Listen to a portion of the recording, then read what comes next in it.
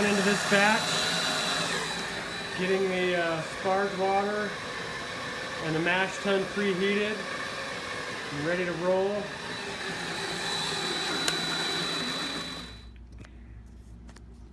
So got the grain milled, just draining the mash tun from the preheated water. Got the strike water 170, that way we can hit 152. And once I'm done with that, we'll mash in. So now I'm pumping into the mash tun, filling it full of the 170 degree water. That way when the grain goes in, we'll hit 152. So basically, just pump it out of the hot liquor tank, down through the pump, up into the mash tun. And once we hit the volume there, then we'll go ahead and put the grain in.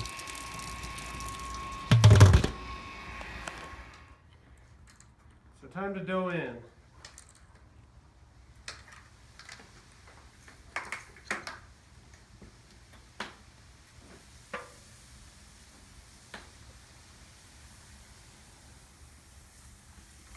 I'll be pretty close to maxing this mash tun out. That's 34 pounds of grain.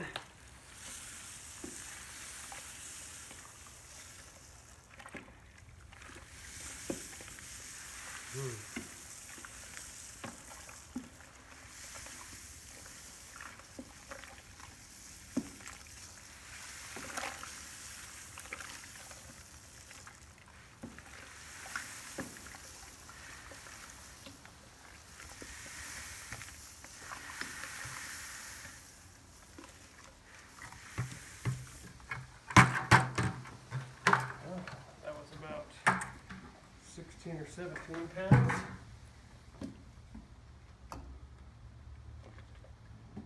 Let's get the other.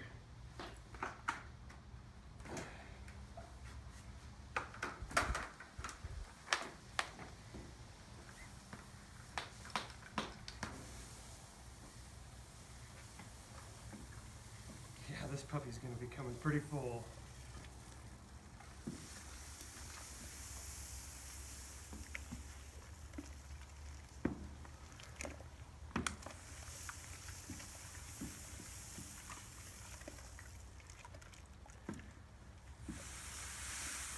Is it steamy?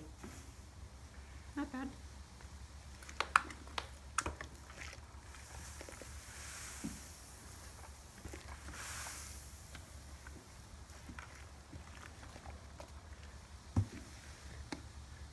Going for a ratio of about 1.33, I think, 1.35.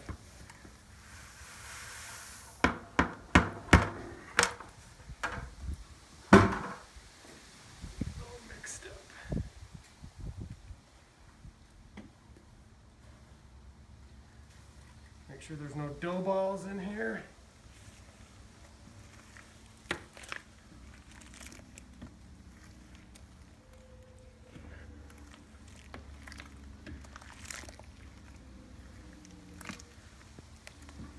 Second time I've actually had a mash paddle. I normally just use a spoon, but man, this makes a big difference.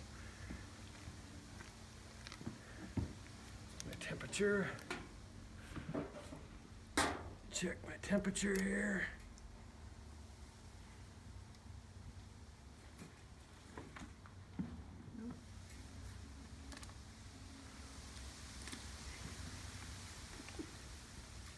Okay, that's about it. Just hitting 152 to 154, somewhere in there.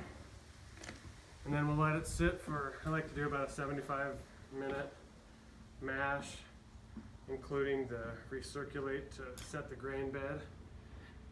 And I'll be back with a video on the recirculation. All right. Okay, now we're going to recirculate the mash. Open up the valve.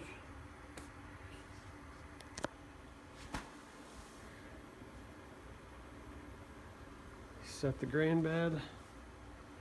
Wait till the hoses get filled up.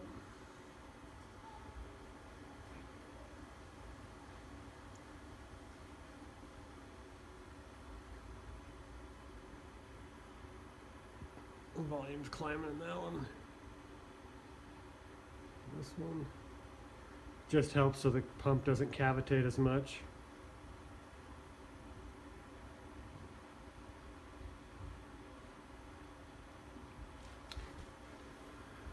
Got the sparge water right to where we need it, so we'll cut the flame on that.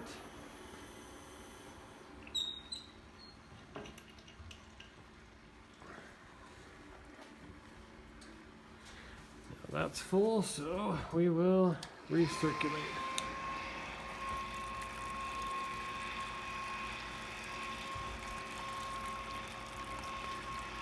So I'll recirculate for about, 5-10 minutes, just depending on how long it takes it to kind of set the grain bed, clear up a little bit. So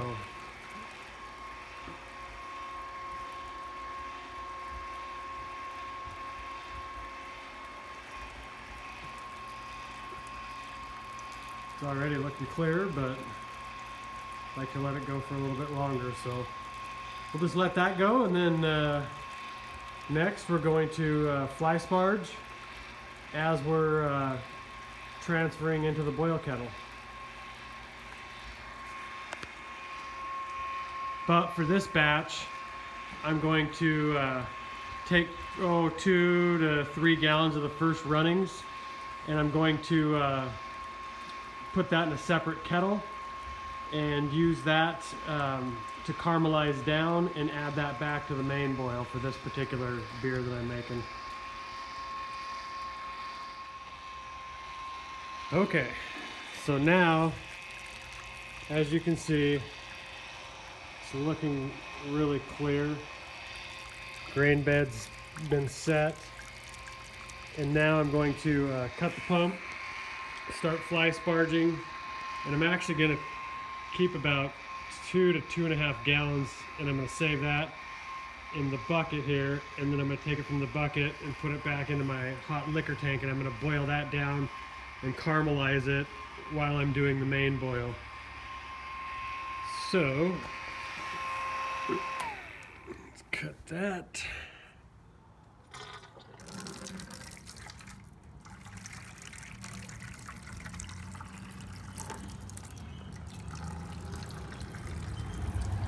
Get this set.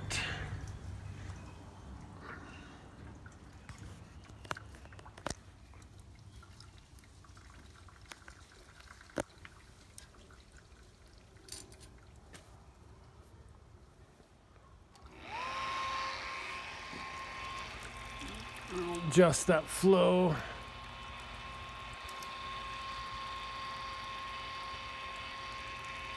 Nice little trickle, maybe a little bit more.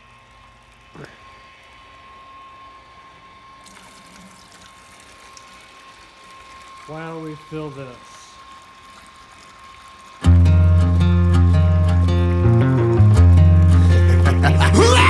I'll just save that and add it back to, like I said, the hot liquor tank, and use that as a separate boil kettle once I get to 2 gallons.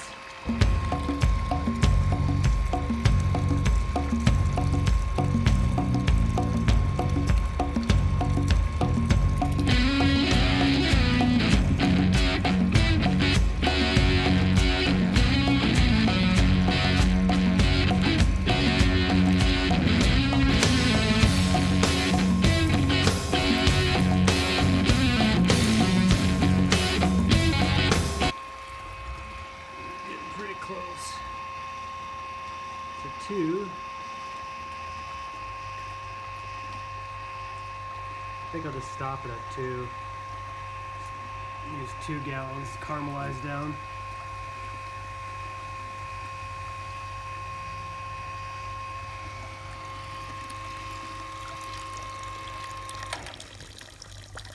So now that we got that,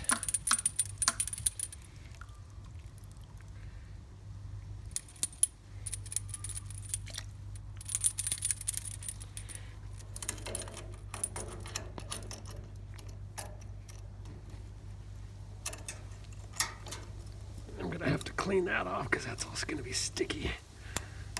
But now we'll just pump this right into the boil kettle.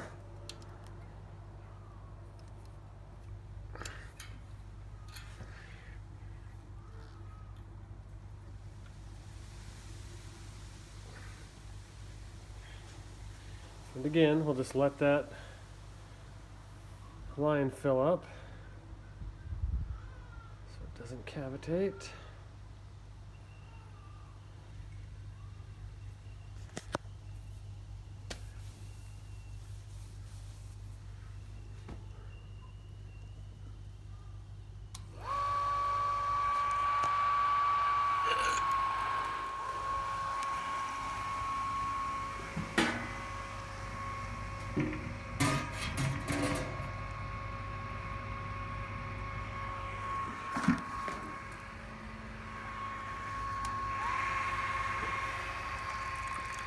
So now, basically just sparge at the same rate that we are filling the boil kettle. Making sure the flow is the same. Keeping about an inch of water up on top of the grain bed.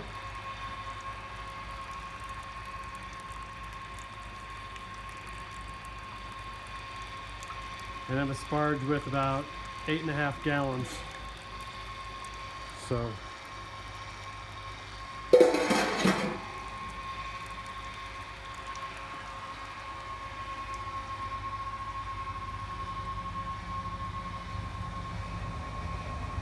that's the process for now until we reach our volume.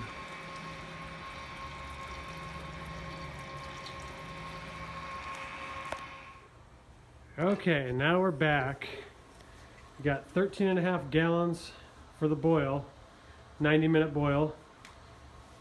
All the grain has been rinsed clean, free of sugars. After this, we'll see what the efficiency was. Usually I stay right around 75 or so. And I added a little bit more of the last runnings coming out of the mash tun into here. So I got 3 gallons in there with 4 pounds of cherries that we're gonna caramelize down into a thick syrup. Strain the cherries out, press them out with a herb press, and add that back to the boil towards the end of the boil. So that's where we stand, and I better get my work done cleaning out the mash tun. Okay, so we've got a boil going.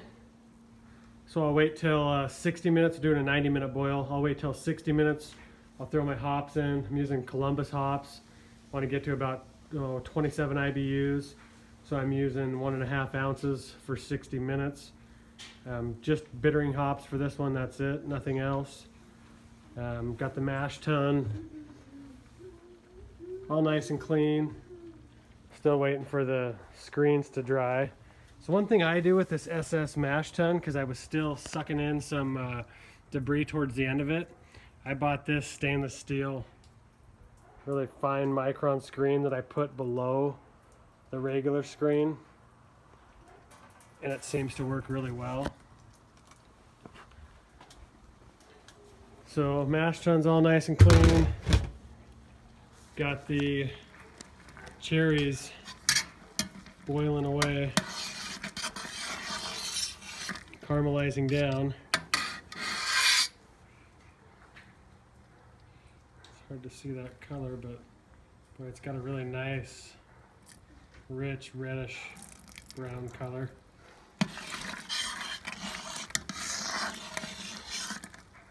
So that's what's going on for now.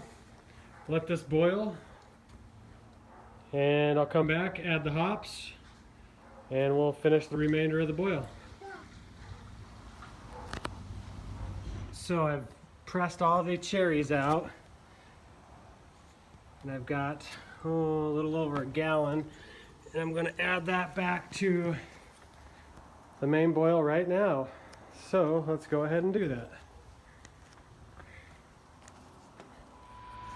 So now I'm just recirculating the wort,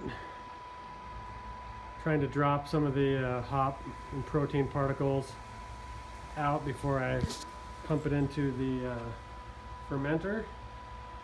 So basically just doing a closed loop out through here, down through the pump, back up. So just a continuous loop.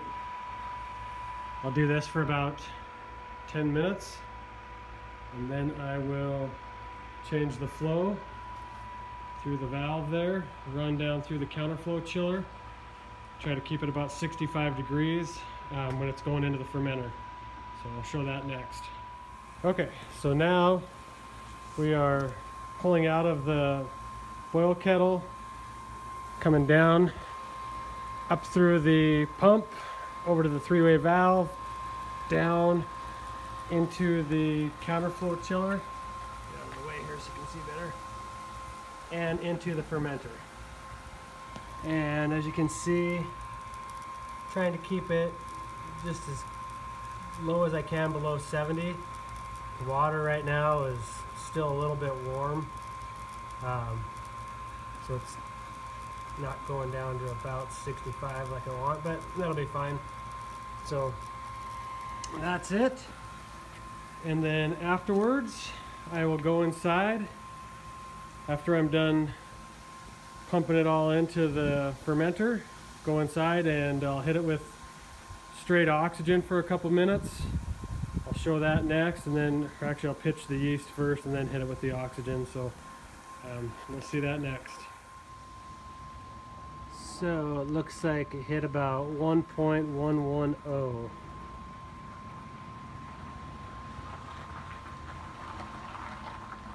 can see that.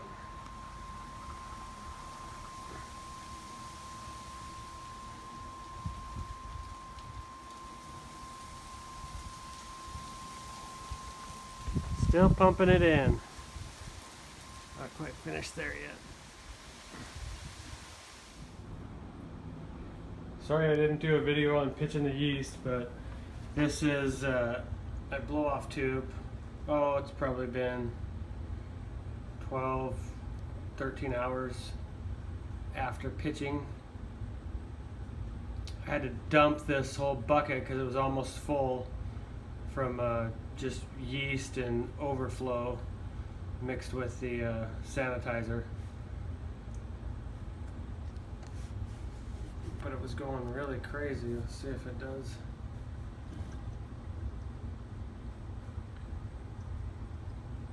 Get some gas coming out of it. Yeah.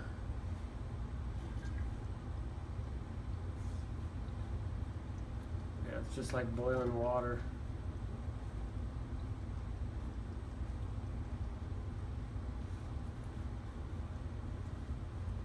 Thank goodness for blow-off tubes, because this, if it had an airlock on it, there's no way it would be able to take that.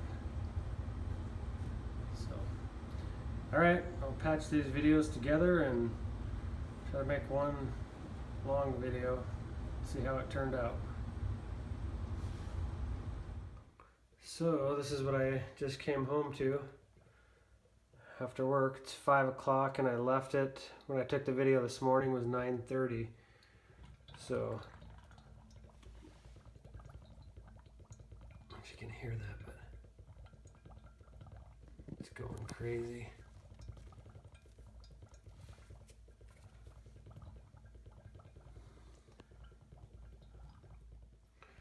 There.